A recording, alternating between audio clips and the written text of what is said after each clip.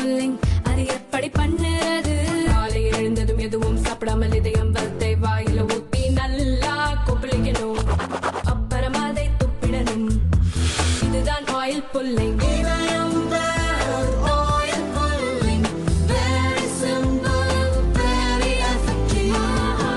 கோவை மத்திய சிறையில் திருநெல்வேலியை சேர்ந்த ஆயுள் தண்டனை கைதியான 33 வயது ஏசுதாஸ் கடந்த வாரம் மர்மமான முறையில் இறந்தார்.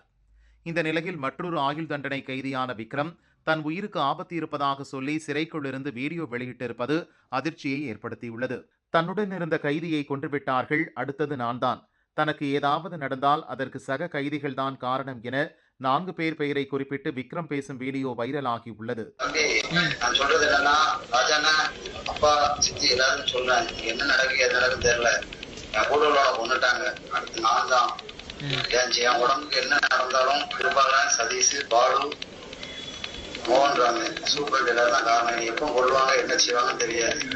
எனக்கு எப்ப எந்த செகண்ட்ல என்னன்னு நடக்கலாம், இதை மட்டும் நான் சொல்லியிருந்தேன்.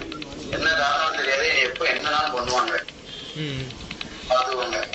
எனக்கு என்ன நடந்தாலும் பாலு, சீப்பாடு, திருவாரம், மோகன்ராம், சதீஷ் இவங்கதான் காரணம் சொல்லிட்டேன்.